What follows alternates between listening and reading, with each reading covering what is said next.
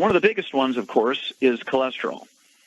Cholesterol was the boogeyman of all time. You know, it even superseded evil spirits. Okay, cholesterol. It was the cause of heart disease. It was the cause of strokes. And it turns out to be absolutely, positively not true. It all started back in 1901 when a German chemist was actually commissioned, I guess would be the word, by the German Navy to come up with a lubricant, a synthetic lubricant for diesel engines used in submarines. And he was successful. His name was Wilhelm Norm in 1901. He was successful, but they only had 100 submarines. So it was not too exciting as far as a market. And so he sold his patent to a British soap firm. They wanted to use it to make soap. And he said, oh, gosh, people are making their own soap. We can't sell it. And so they sold it to Procter & Gamble. They sold the patent to Procter & Gamble. And they said, we can do a better job of selling soap. And they couldn't sell soap. Even when I was a kid, we were making our own soap in the early 40s. We were making our own soap still. And so Procter & Gamble couldn't sell it as soap. They say, well, what's the next biggest market? Submarines are too small a market. Soap is a big market, but everybody's making their own soap. Let's sell it as food. So they began to diss butter and cream and lard as cooking because an unhealthy way to cook. It's saturated fats and has cholesterol in it, and it clogs arteries and does all this stuff.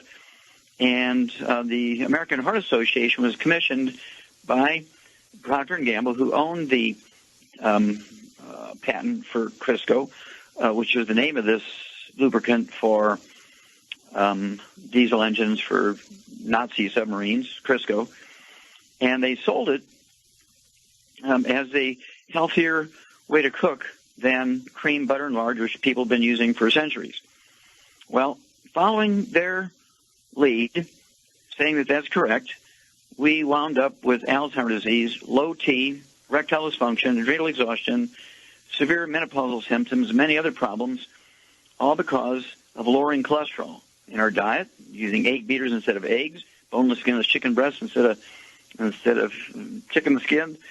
And the American Heart Association came out, like a bandit because they got their $1.7 million back in the, I think it was like 1914, about in there, which is a lot of money back then. It's a lot of money, but it was a lot of money back then, in exchange for an endorsement that Crisco was a much healthier way to cook your food and eat than using butter and cream and lard. Well, I looked for 35 years to find a pivotal paper which showed that belief was correct, and you can't find it because it didn't exist. It was all an ad campaign to sell Crisco. Okay, it was a two full-page story in the Wall Street Journal about 8 months ago. In June 23rd, 2014, I think it was somewhere between an 8 and 10-page story, and it was all about Ansel Keys, a guy who was on the board of Procter & Gamble and on the board of the American Heart Association. He brokered the deal for the $1.7 million from Procter & Gamble to the American Heart Association to get them to endorse Crisco as a healthier way to cook. Well, they created Alzheimer's disease. Alzheimer's disease did not exist in 1944. Today it's number 4 killer of adults over the age of 65. Low T certainly didn't exist when I was a kid, and Grandpa didn't have to worry about low T and erectile dysfunction. Menopausal symptoms, Grandma used to go through menopause in 3 seconds in their 70s because they were still cycling and having babies in their 60s. Okay. Adrenal exhaustion is very, very common today, where before you have to appreciate testosterone, estrogen, progesterone, and adrenal hormones are all steroid hormones, which are 95% by weight cholesterol.